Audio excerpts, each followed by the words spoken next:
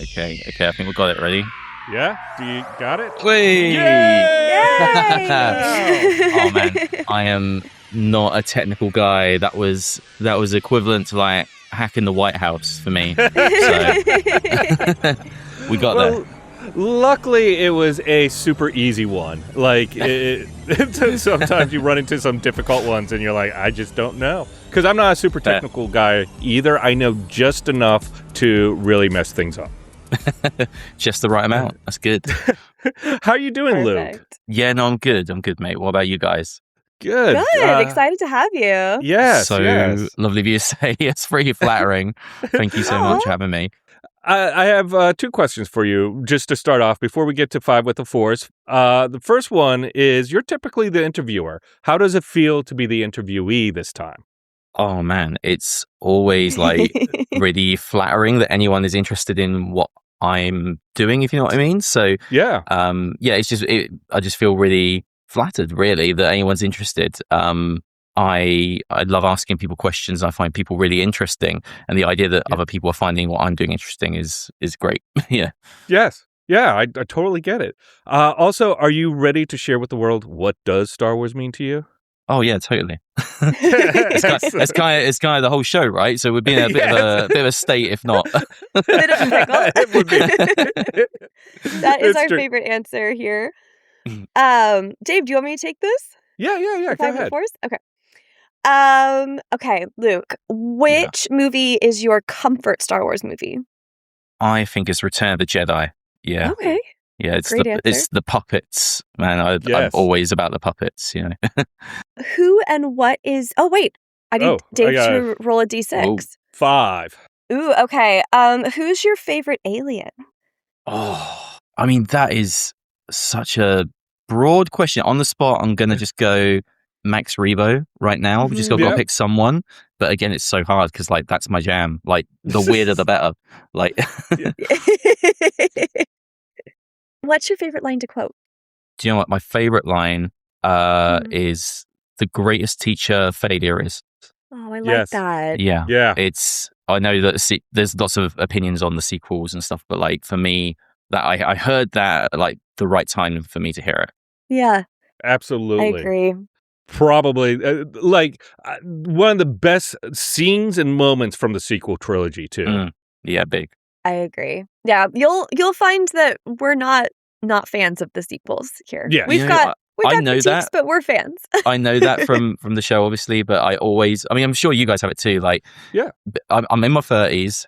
I like the sequel trilogy, which means that whenever I talk to anyone of my peer group, I always feel like I'm on the cusp of making apologies for it. Right? Yes. Yeah.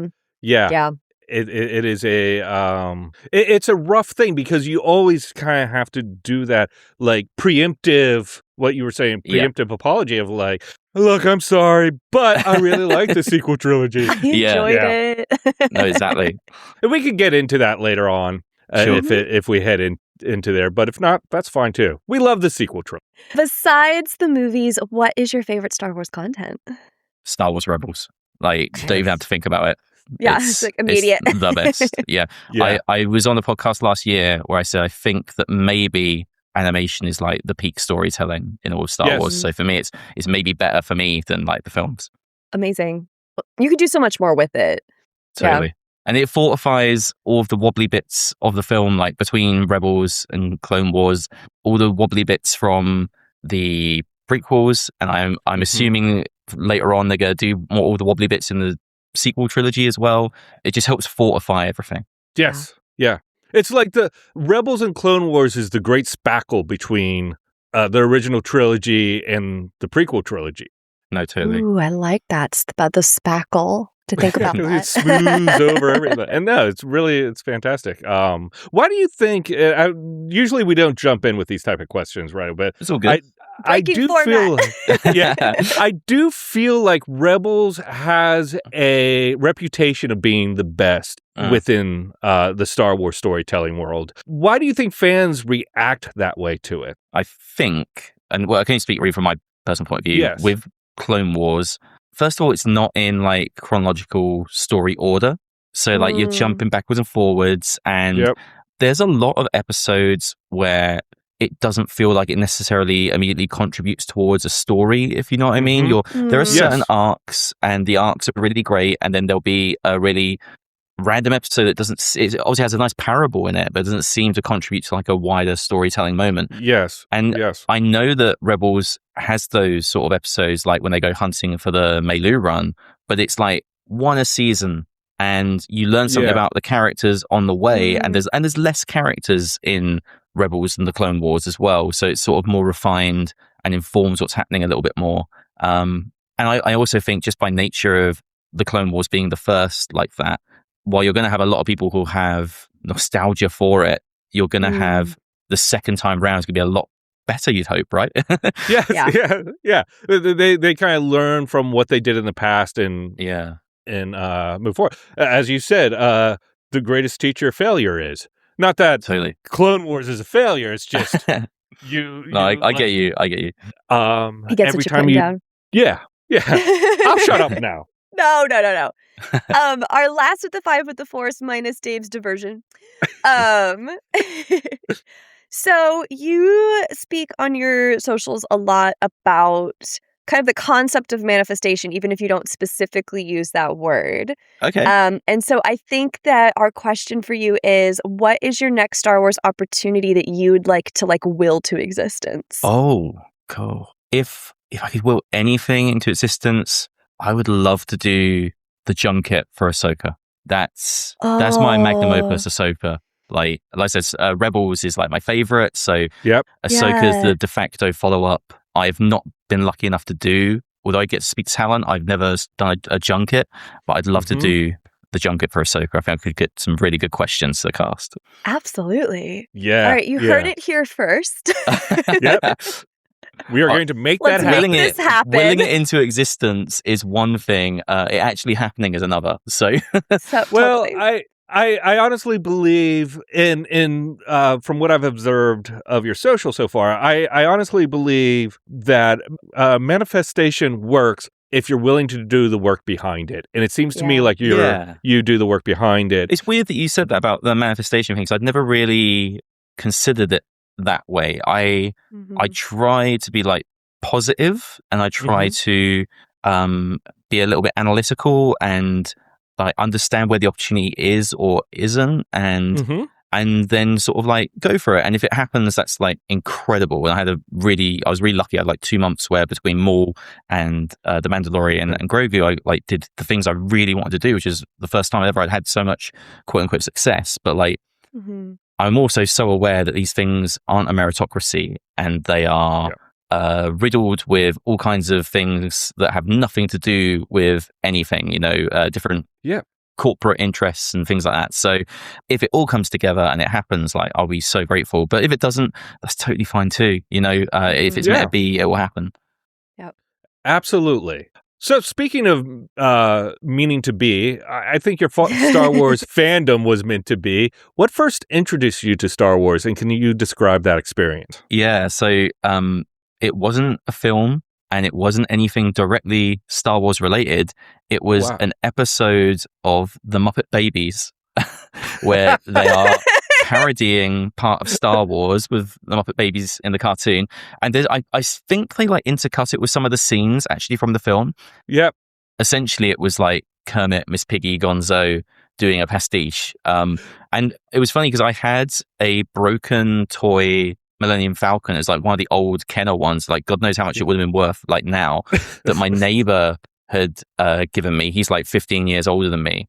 And I didn't really know what it was. I just knew it was a spaceship. But from watching that Muppet Babies episode when I was a kid, I was like, oh, okay, right, I know what this is. And that was that's my first time I remember actually being like, oh, this is Star Wars.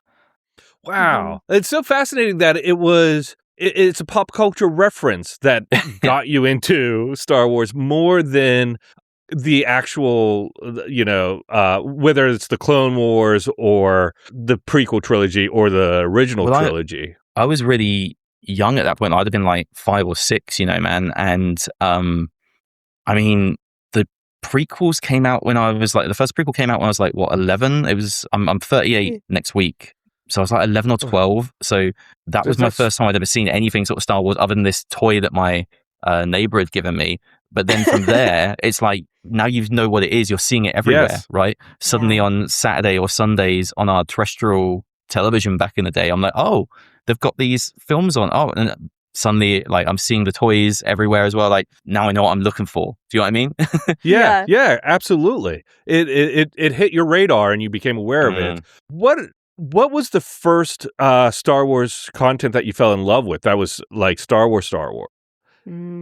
I think it probably was the Phantom Menace. I saw the originals on like TV, like I was saying, after this sort of thing when I was really little. And I really was like interested and loved them and stuff.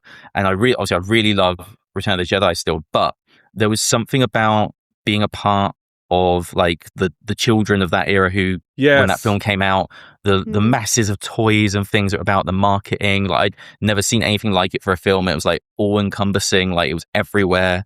And then like I was completely oblivious as a child that like it was controversial and that people weren't enjoying the film, because I was just like, this is like the best thing ever. I was completely unaware. I feel like we hear that a lot because Alora says the same thing. Now I'm speaking for Alora, sorry. No, it's okay. But that if you are a prequel trilogy kid, you were protected or unaware of the criticism that like the a-hole original trilogy kids like me were doing. But dude, by the time the next one came around, like I'd have been like 14, 15, and by the time I think the last one was done, I was like 17, and I'd hit that point where I was all edge, and I was like, nah, these suck. These are shit. Yes. I hate them. Oh no! No, I hit that point, and I didn't give them a fair chance at all. And I think for a lot of years, I mean, Attack of the Clones is still my least favorite, although I love all Star Wars. It's still my least favorite, but for a lot of years, I didn't give those two films any grace whatsoever. And The Phantom Menace to me was still like the prequel that I really loved and enjoyed, but I found it really hard to get into those two.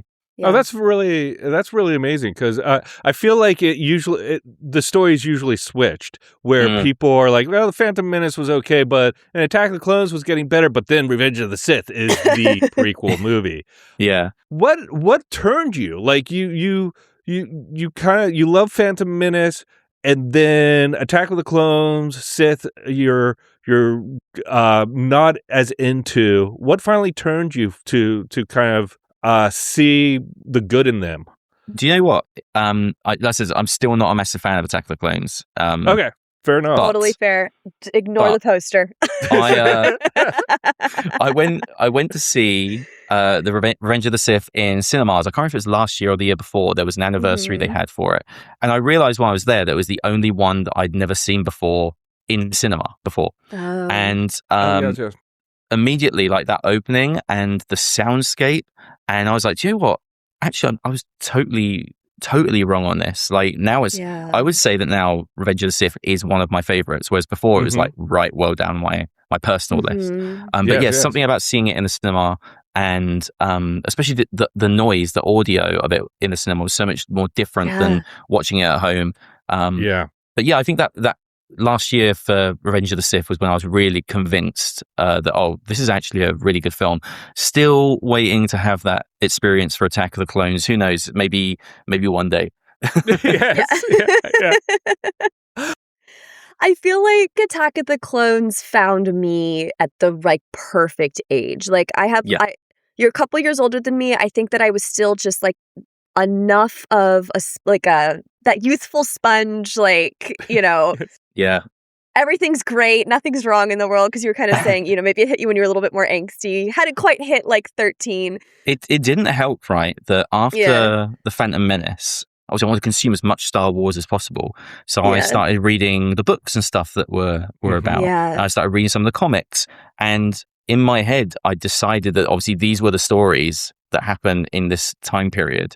So then when they rock up with clones, I remember being like, that's not what's in these books. Like, what? Yeah. And for some reason, I was just, I wasn't flexible with it. I was just like, nah, I hate it.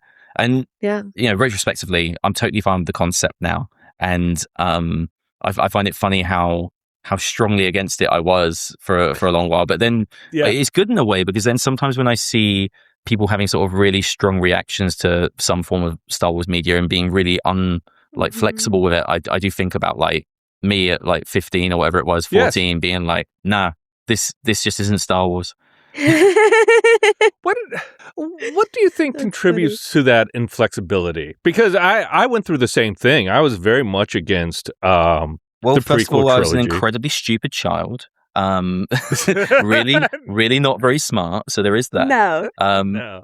But no, I think like the nature of forming like your own personal relationship with any form of media is one thing. Like whether you've got it for E.T.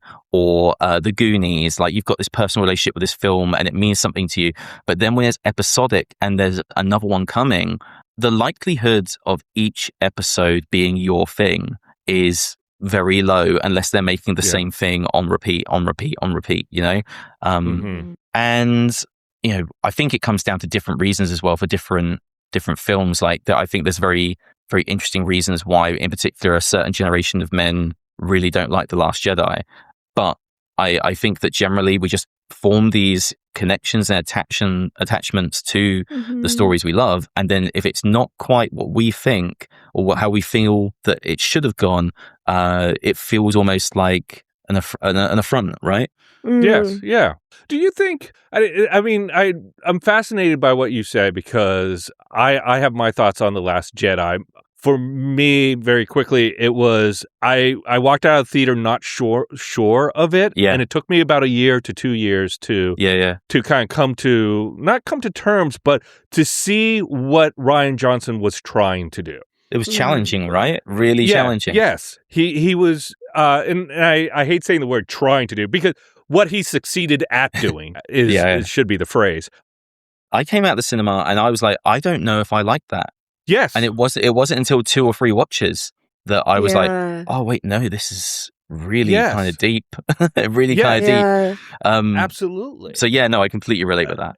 Do you think producers or directors, studios should lean more into what the fan wants, or do they have more responsibility to challenge fans with stories, or is that like a non-question in a way? Because it's like, I think it was Star Wars especially is really difficult to refer to when people refer to the fans as like a monolith, because there are fans I know whose favorite thing are the aliens. There are fans I know whose favorite thing are the ships. There's fans I know whose favorite thing are the lightsaber duels. There are people who really love the smuggler stuff but can't stand the Jedi stuff, and vice versa. And it's so difficult, and they set themselves up in situations to try and please everyone, and by pleasing everyone you please no one, right? And you make the most sort of like neutral thing possible.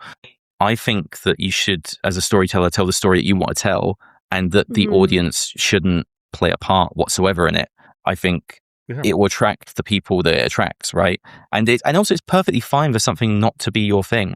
And I think that's something, especially with Star Wars, that seems to get forgotten. You know, it's okay if X film isn't your favorite, or you didn't rate a certain part of it, or whatever. But yeah, I think when it comes to storytelling, the audience should remain the audience, and that's part of the problem with Star Wars, isn't it? Like that we all have these feelings about the story, and we grew up with them, and you inevitably played with a lightsaber and thought you were Luke Skywalker, and you played with your figures and made your own stories, and that's magic, right? But that doesn't make you a filmmaker or a storyteller. Yeah. Agreed. Wow. Now, since we're talking about the Star Wars fandom, what as a content creator, as someone who interacts with people who create Star Wars, as well as being a fan yourself and being on social yourself, what is your favorite thing about the Star Wars fandom? Yeah, man. So when I started doing this, I'd spent the majority of my adult life from like 20 up to 33, was I? 33, 32, enjoying like the comics, the books, Star Wars, different things like that I love, like in solitude. Like there were dirty secrets in my spare room, and like I'd go into this little spare room at the time, all my comics are in there, all my toys are set up in there, and it's like, yeah, you keep all your stuff in there and we have our adult life out here, you know? Yes. And I didn't have like a community or anything like that. I had some friends who I grew up with or played in bands with who liked Star Wars too, but it was in a totally different way. So when I started going to conventions and meeting people who have like this sort of intensity of love for the same sort of stuff I do, it was really special. It was everything that like was missing from doing a solitary experience, because I'd watch content and I'd listen to podcasts, and like some of these people that I would listen to in the past, like Mark at Fanfor Tracks, or like Star Wars Explained, or people like that. Like I've had the fortune now to like meet these people, to sometimes do content with some of them.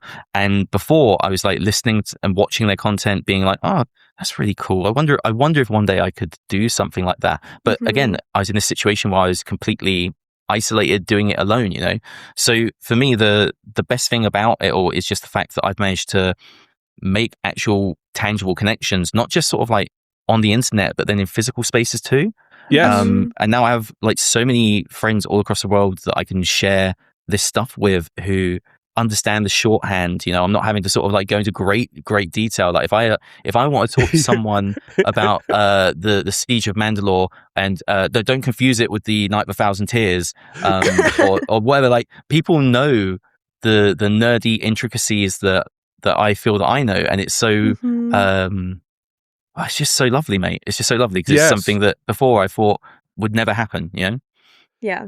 Why do you think Star Wars continues to find new fans? Oh man, I don't know.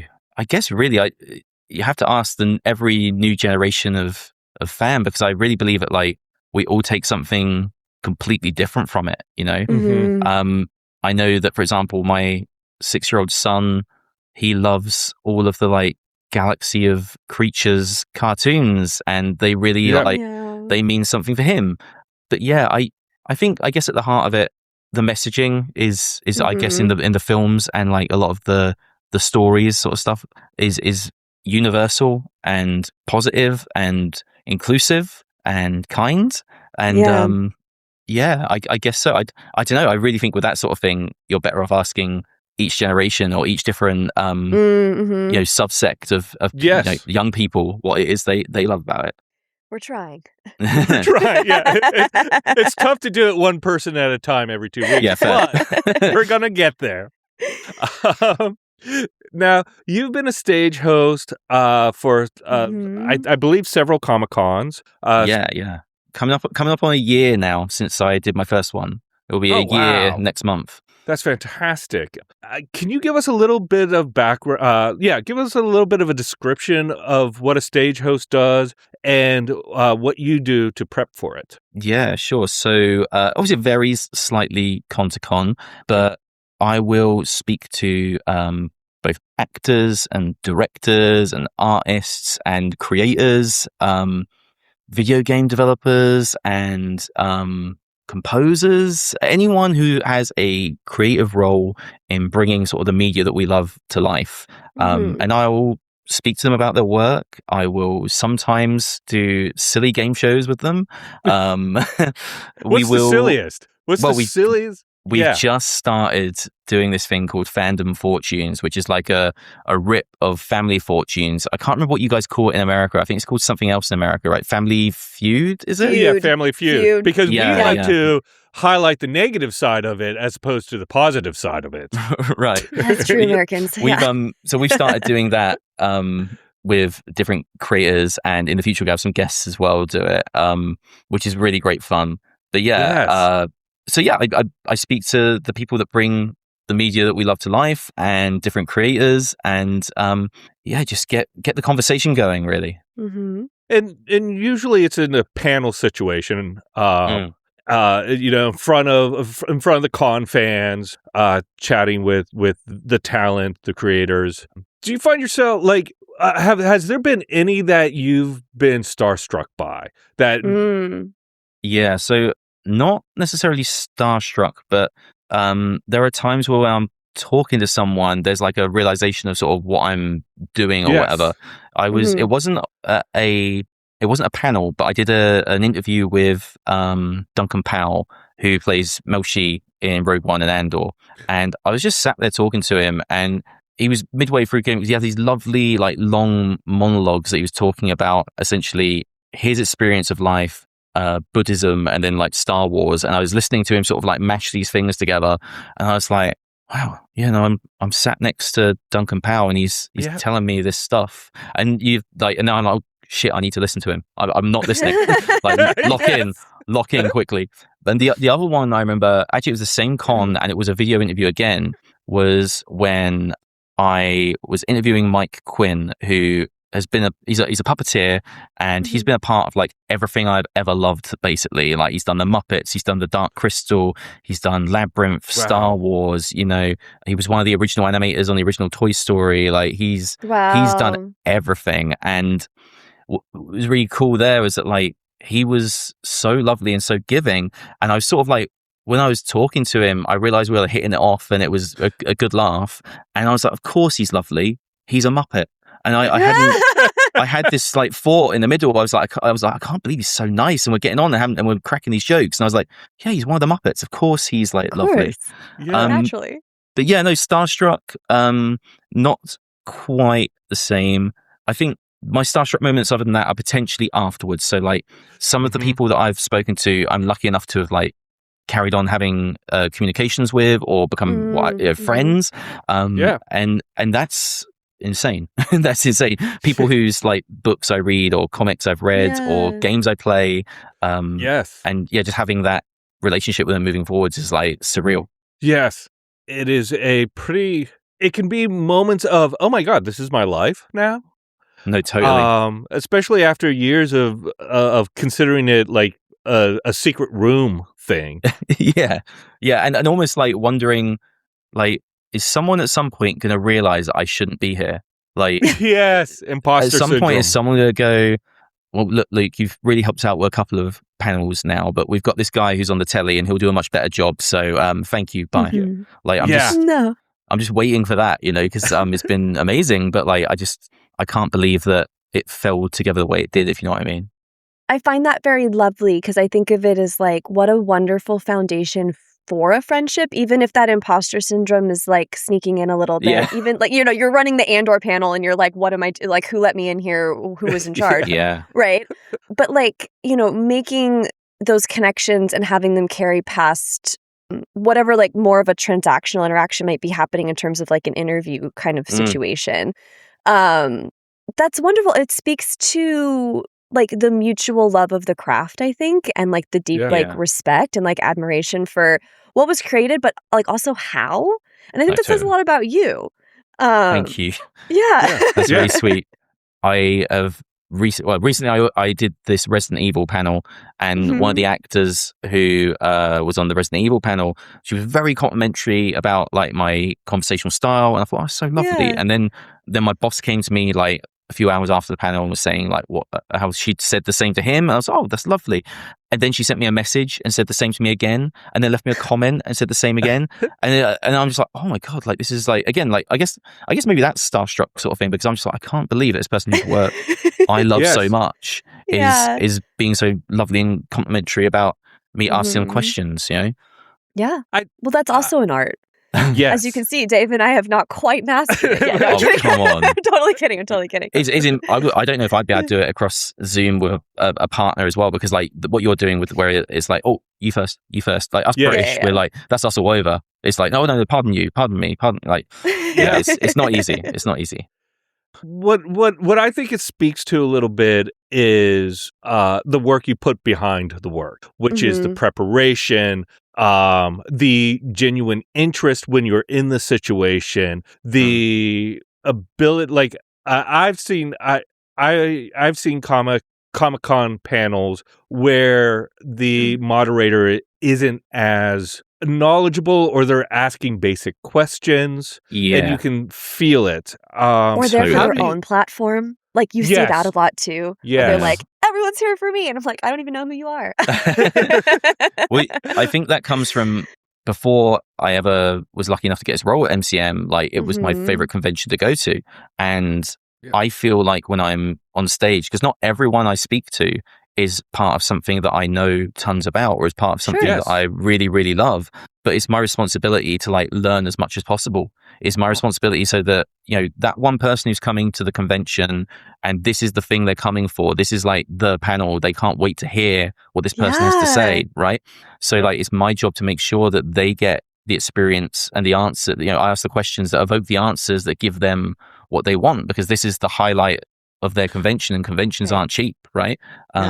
So yeah, I love doing that. I actually sometimes, well, not even sometimes, like most of the time, I get super hyper focused in on it, and I'm researching, and maybe if it's a game, I'm playing the game, or I'm watching the film, or reading the book, or whatever. And then afterwards, I'll be like, oh, I'm a fan of that thing now. Yes, I've immersed myself so much, I can see the value in it. I didn't used to play it or watch it or read it before, and now I have, and I like it. So now I am a fan of that thing, and that's a really cool thing as well. Yeah, like constantly growing fandom. Yeah, exactly. It really is that. It speaks, I think, to your open-mindedness to things, because I think there's a lot of things that I might talk to people about, or quote unquote interview them about. That I may not be a fan of, and it's tough to become a fan of. And I think when you immerse yourself in something, it's hard not to see that point of view. Well, it's because you've got to approach it with the base level of respect, which sounds obvious, but not everyone does, as you sort of insinuate some of the stuff there. But once you approach it with that level of respect, and it's not just like the work of the actor, but then the work of the artist, the work of the writers, and then you're seeing what goes into it. And the moment that you put yourself in those shoes and see the work that's put in, you're in a better position, a more, like I say, more open position to appreciate the work that's gone in, to appreciate what they're going for. Like I'd never played any of those Hitman games, and I interviewed the chap David who does the voice for Hitman, David Bateson, and he was an incredible guy, really interesting guy. I thought his life story was amazing, but I'd got all those games wrong in my mind beforehand. I thought they were like, dollar store James Bond, and it's not. It's not. It's got its whole own story. It's got its whole own vibe, and now I think that's pretty cool. I like it now. I'd open my mind up to what it actually is. Now I'm like, they're really good fun. Well, similar thread. Is there an interaction you've had with either talent or fandom that's changed your mind about something within Star Wars? Like, did you have a hot take that you're like, oh, wait, that changed? Oh, man. Is this positive or negative or both? Oh, it could be either. Whatever comes to mind. In terms of I don't know. In terms of Star Wars itself and the story, not really. It seems to me to just make me appreciate it more each time. Yeah. And because I love that everyone has their own little pocket of fandom, and I love that when I'm doing an interview with one actor or creative, knowing that it will speak to them, and then another time it will speak to this group. And similar to like when I'm doing an interview for a convention, it's the same there really, in that I'm making it not just because I want to know the answer to these questions, but because these people want to know those answers. These people are interested, and I don't know. I think I might have diluted the question a little bit there. Sorry. No, it was kind of an unfair question.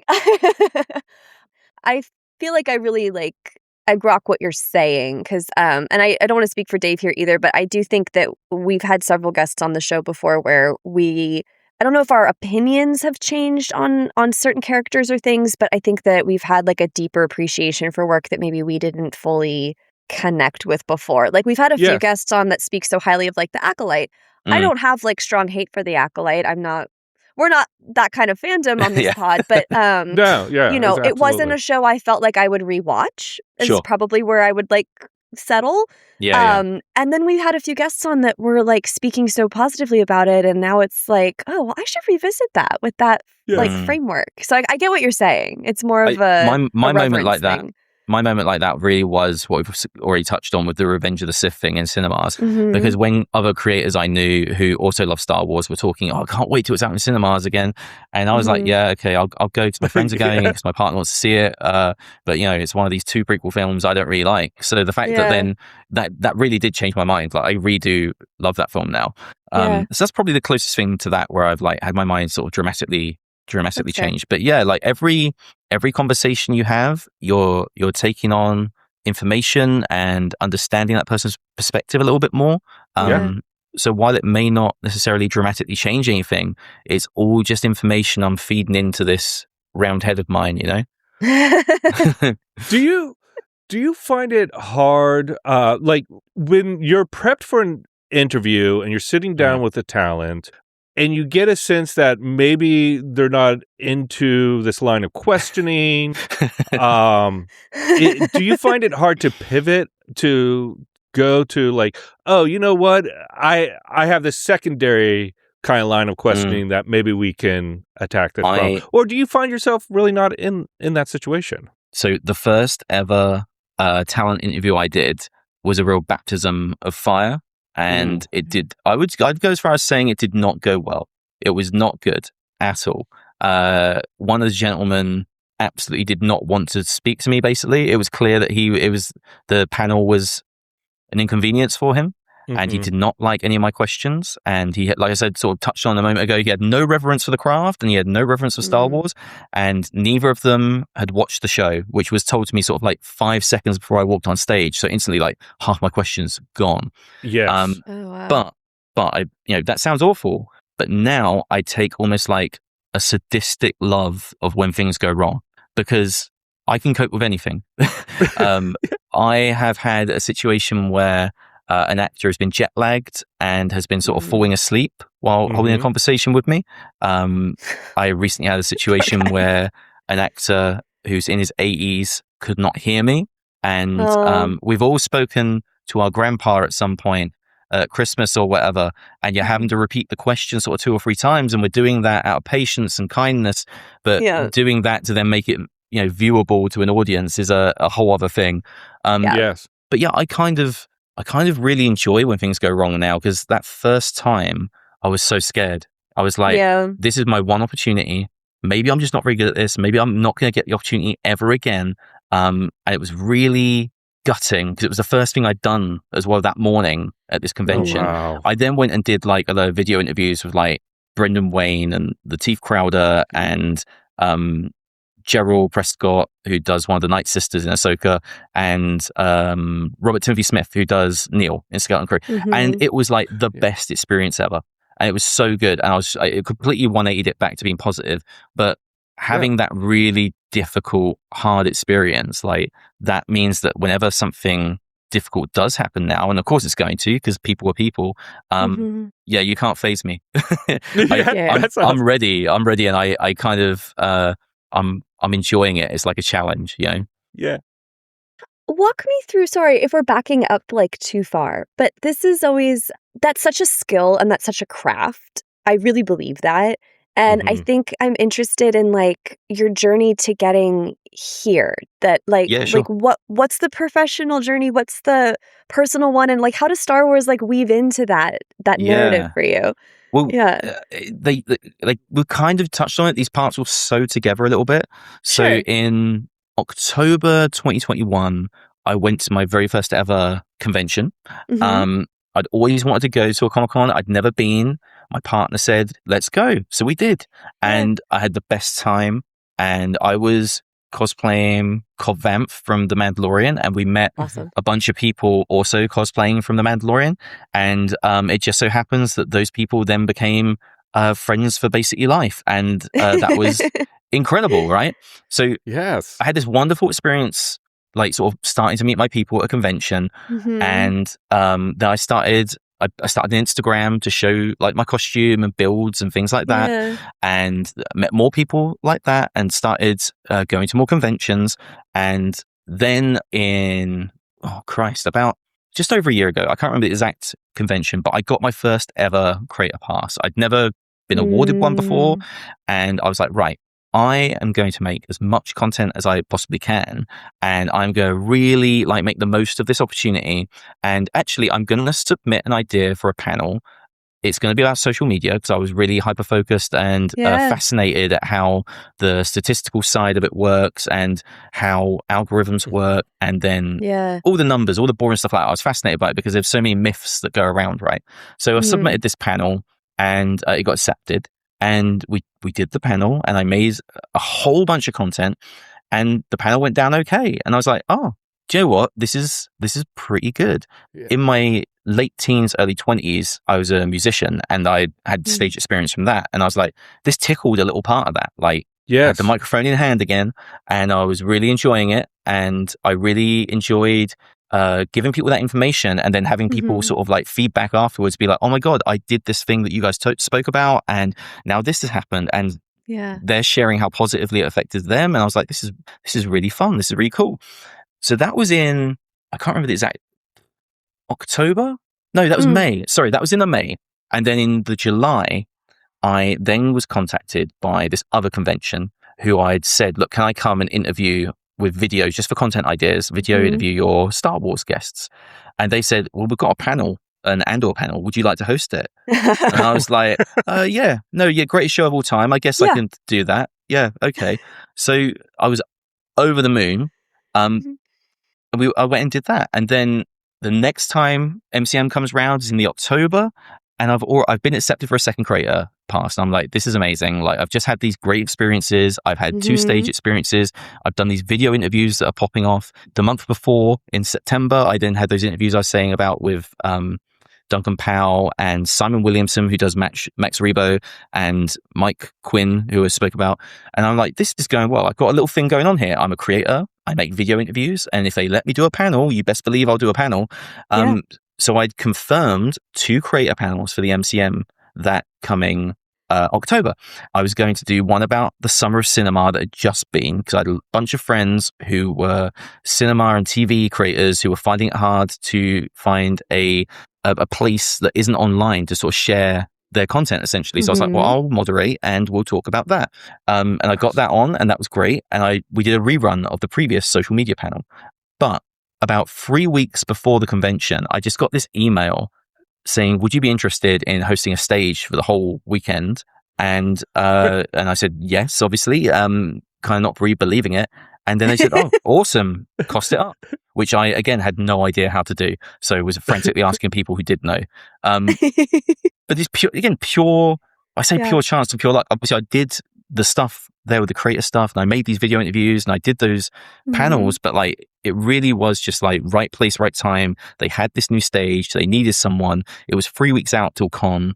I was already doing 2 panels on the creator stage and making a lot of noise about it online. And I guess they thought, I'll give them a go, and worst case scenario, we'll replace them next time. And somehow I've hung in there for the last 3 or 4 cons. So one might say you willed it into existence. Very, very possibly. I mean, exactly. I've never looked at it that way. I've never really looked at it that way, but I'm definitely going to go away from here and think about it a bit more, because I really do believe the idea of positive thought bringing you positive things, even if it's not necessarily a direct exchange of those things. But like, I would say that like, I try to keep myself open to opportunity and possibility, and I show a genuine interest in what other people are doing. Because I think one of the things I've noticed as well, the more I've done this and the more visible I've become, is that people obviously are interested in what you're doing, but it falls into 2 categories. You have people who are really interested in what you're doing and want to know about you and want to know about the stuff that you do. And then you have people who want to know how you got there and what you did, and are essentially trying to sort of garner information for their own means, which is, again, totally, I understand that. But actually, I think that like the magic of this stuff from my own personal journey, where it's connecting me with all these people, is like, I want to get to know people. I want to know what makes them tick. And if it so happens that you're doing a certain thing and I can potentially hook you up with something, like, that's amazing. But that's not the focus of my engagement with you. I want to know what you love, why you love it, what it is you're working on, why you're passionate about it, you know? So I try and be open to sort of like just getting to know as many people as possible, because I'm actually not very good at talking, unbelievably. In this scenario, I'm really comfortable. But if it's a social setting, I'm dreadful, really, really dreadful. And this has sort of facilitated me to like have a social life, so to speak, where I can interact with people and stuff authentically without it feeling forced and without it feeling uncomfortable. So I just try and, if it isn't broke, don't fix it. Just keep trying to meet as many people as possible and learn about what they're doing and share what I'm doing, and be open to all potential and possibility, not just for myself, but for like other people, where I can help direct them, you know? That's fantastic. Pretty Jedi mindset. Yes, yes, that's a great way of putting it. It was the hand waving, wasn't it? I was giving sort of forced hand waves. Well, just like how it all interconnects, and like being open to it all. It's real though. Like, it's real. Like, if you're meeting all of these people and learning about them and what they care about, and they don't know X person who can help them out, but you've taken in that thing that they really enjoy, and you've suddenly got, oh, this person will be really useful for them to know, and you can help that happen. It's so rewarding and lovely, Yeah. And it can make such a difference to someone as well. And I wouldn't be doing what I'm doing now if someone hadn't done similar. So you just keep paying it forwards and keep being as positive as you can be, even when it's not always necessarily easy, right? Yeah. It's like,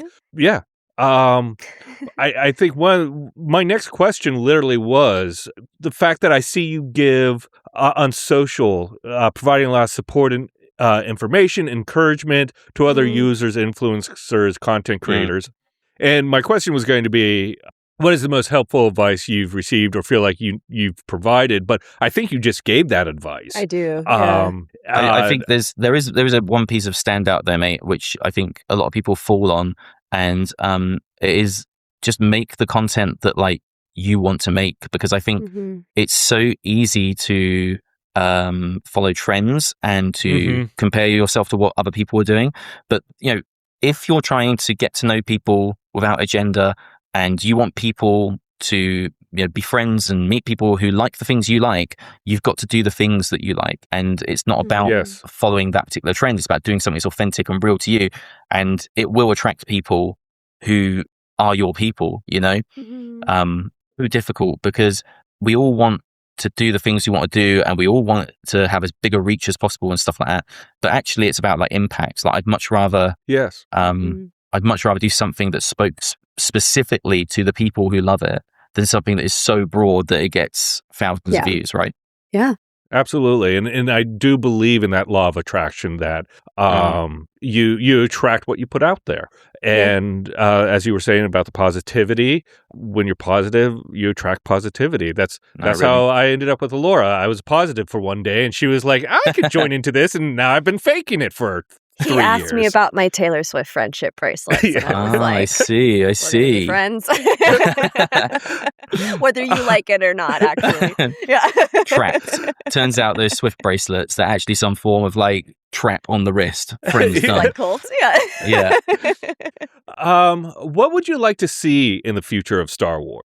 I would like to see more separate stories told, which don't have such a heavy focus on the interconnectivity, because I feel like that gives the storytellers, the directors, a greater opportunity to tell new stories, to tell stories that are impactful, to tell stories that won't be hamstrung by sort of like the big, broad brushstrokes of what would have been the Skywalker saga or other things like that. And I think that like if you do that and you have a successful film, they're obviously going to be able to make a way of making it connected into a wider universe. That should be the secondary thought. The primary thought should be, let's make a really interesting story here that we haven't made before, with characters that are compelling. Yeah, and I do think that there is a change in focus going on at Lucasfilm, and that may well be part of how they're changing their culture. So yeah, I'd like to see more segregated things that all take place in close timeline proximity, but aren't necessarily directly informing one another. Let the audience draw those connections, and then if they happen to be relevant, you'll bring it round and it will be linked in. But I think that's a big thing in film overall at the moment, where like, because of the success for like 15, 20 years where it's been of the MCU, this interconnectivity and stuff, it really feels like that stuff is put ahead of any quality of storytelling.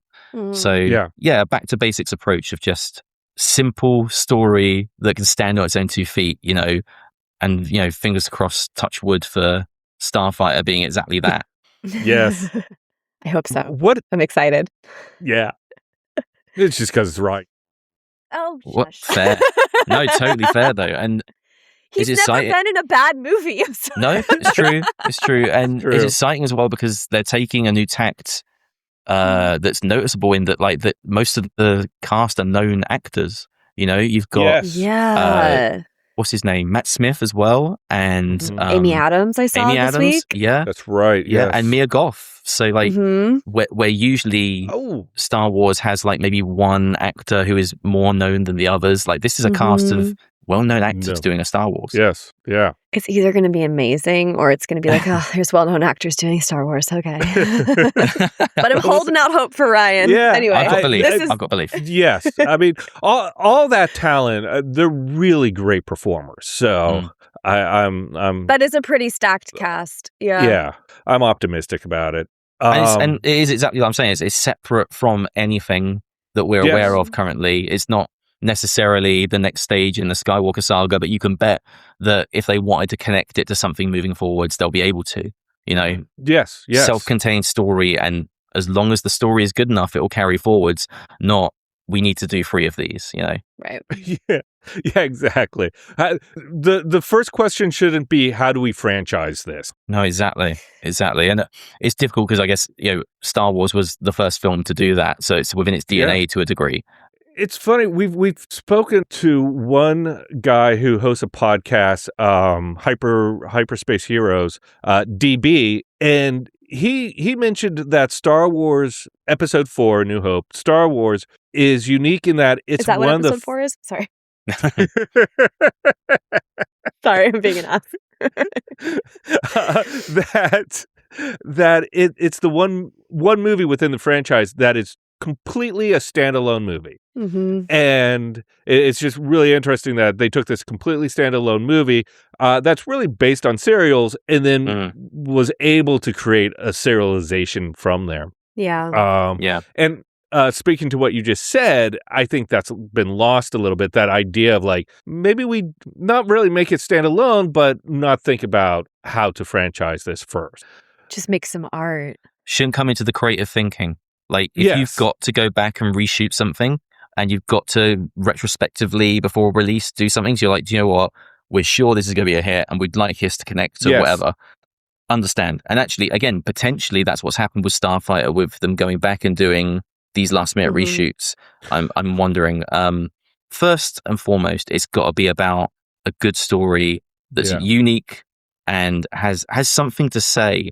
Like, the values have got to be behind it. I guess that's the other thing. Like, I really enjoyed The Mandalorian and Grogu for what it was, but the values behind it were flimsy and not necessarily told in a way that I associate with Star Wars. So I want to see parable and meaning and depth behind the story, as well as it being a good story. Yes, yeah, I 100% agree. And we may have touched upon it, but what is your favorite Star Wars memory? I couldn't pick a single memory, but I think I could pick a time. And when just before The Force Awakens came out and Star Wars Rebels was on TV, and there was all this positivity about what this new trilogy was going to be, and the promotion was out there. They'd started releasing toys. Star Wars Rebels was out. I really enjoyed that. And it was this like, if Star Wars is about hope, there was a lot of hope at that point, and everyone was united. And actually, even after the release of The Force Awakens, the vast majority of reaction, although I know this gets like retroactively spoken about as if this isn't the case, but like the reception was like wholly positive. The biggest criticism you'd have got was, it's quite a lot like A New Hope. Which, understandable. They were referring to it as a soft reboot. But that time where like this great love of my life had sort of come back to the forefront of pop culture. It was relevant again. And I was looking at it because I never thought there'd be another Star Wars film. I was looking at it going, this is really good. This looks really good. This animation, if this is all they ever do, is really good. And the amount of hope and optimism at that point, without any of the silliness that obviously happens a lot online now, that was really cool. Yeah. Good one. Brought me back. And what are the top 3 elements that make Star Wars to you? Oh man, for me, the puppetry and animatronics is huge. The aliens, it's my first entry point, I said to you guys, was this Muppet Babies cartoon. I've always loved puppets and Muppets and creatures, and that essentially was what brought me to this. So I love the aliens and I love that stuff so much. Like Mike Quinn and Neil Scanlon and Frank Oz and people like that are as big a heroes as some people have Mark Hamill to me. Yes. So that I really love. I love the sort of messaging element of it, and I feel that there's distinct messaging within each film, sort of like how it's never too late is one that I always pick up from the sequels with Ben Solo. I loved that. And then the third thing, oh man, I don't know, it's so difficult. I guess optimism. Although I guess that carries in with the values element of it, Yeah. But yeah, no, it's really difficult to sort of pick out separate individual things. But yeah, it's something that in so many different facets is so enjoyable. It's just so difficult to narrow down. Yeah. That's true. It is. There's so much to it, and it's interesting that when you see Star Wars, it's Star Wars. But separate those elements out and be like, oh, it's this, this, this, and this can be daunting, I think. Every person we ask that question to, it's so varied because some people go more like metaphysical, some go much more like practical effect heavy. Sometimes it's a mix, but I've never heard the same two answers twice, except for there's a very common thread of hope and family being integral to a lot of people. Family and hope. I guess if I had to pick a third one, it would be the really weird cosmic force stuff. I really love that stuff in Rebels and now Ahsoka as well. I really love the idea of there being sort of the people on the ground are living their lives and they're fighting this fascist dictatorship, and they have hope and they have love for one another. But above and beyond them, there's this whole cosmic battle that is happening that they're completely unaware of, that impacts their lives, that plays out in sort of like a grand dramatic way. So the idea of that sort of duality of the cosmic and the living force and stuff like that, I really enjoyed that as well, because it gives all of the stories so much a whole other dimension. When the most ridiculously normal thing happens in the show or on the film, you're going, well, I wonder what elements of the cosmic force brought all these things together to make this particular one thing happen, and how important that is. Or at least that's how my mind works with it. Oh yeah, love it. Yeah, I really like that viewpoint of how did the cosmic force bring these people together for this event. I think it's a lot about what we've been talking about today. Whether you call it manifestation, you call it cosmic force, you call it doing the work, it's all about that connection, that community that you're creating. And just talking to you today about how you discovered Star Wars through the Muppet Babies, which is which is I think spectacular. Podcast first and quite great. Yes, yeah, exactly. And it is really great that something you loved introduced you to something else that you loved. Yeah. And in a way, your journey reflects that too, because your love of Star Wars connected with your love of talking to people, even in a structured format, which I totally get because I'm right there with you. I just find people so interesting, mate, and there's no comfortable way for me to ask a lot of the questions or the things that I'm interested in, and then suddenly this thing appeared, and it was like, oh, this is a thing. I'm allowed to do this. Brilliant. Yeah. Exactly. Right. This is a job. Yeah. This is a job. I get to seek this out and feel good about doing it. Yeah. And also talking about getting there too, connected to that is this, the opposite side of that, where you felt like it was a dirty secret that you kept in your private kid room away from your adult world. And coming out to the light side on that is a fantastic kind of journey. And then, going to the con and meeting people who you are now friends for life with, creating an Instagram and creating a community on social as well, that attracts the kind of people you want to be friends with, to just know.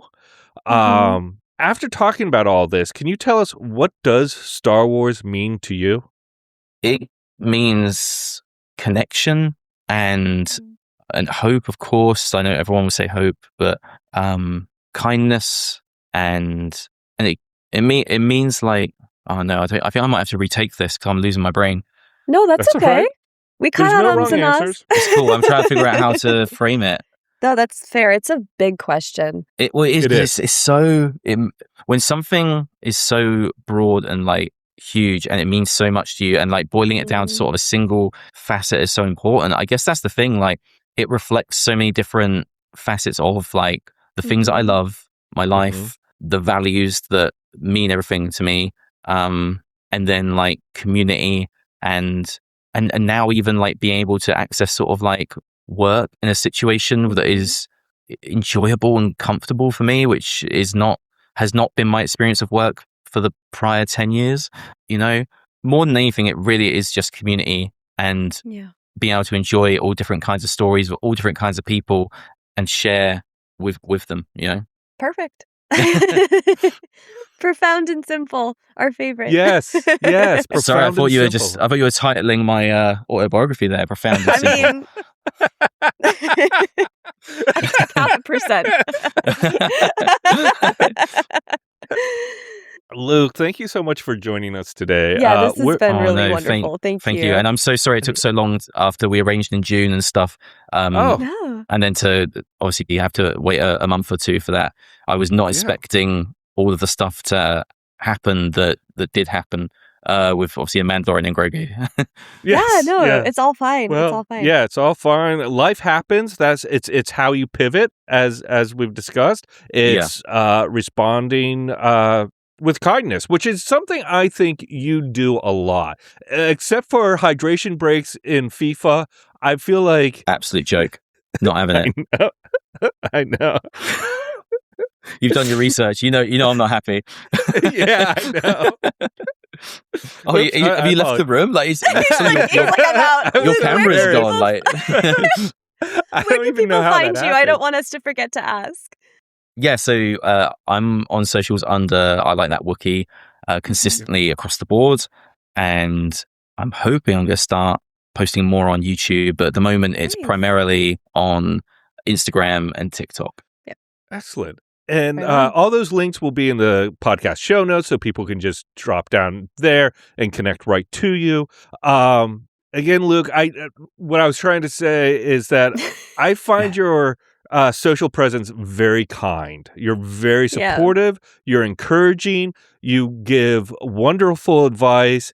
And I really think that's such a positive force within the social world, a place that's not always positive, not always encouraging.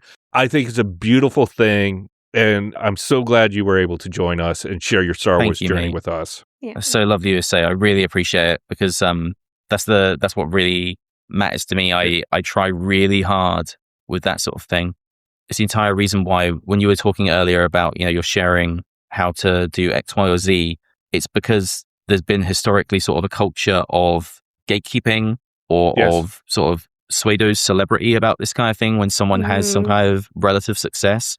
But the reality is that it's not a meritocracy and we're all fans and we all love this thing. And I'm not special, or I'm only as special as the next person. So when someone asks me how to do something that I've done, I'll tell them. Because I've got no definitive right over anyone to be doing any of this. I'm just really lucky. And that's why you're so successful. I feel like I firmly believe that kind of attitude is what leads to a lot of success, because it is like naturally just like disarming and unthreatening, and people connect with it. Like there's too much ego in this world. Yes. It's really lovely. I really appreciate it. It actually means a lot. Thank you. Yeah.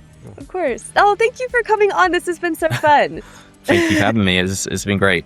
Excellent. Luke, may the Force be with you. I'm with you.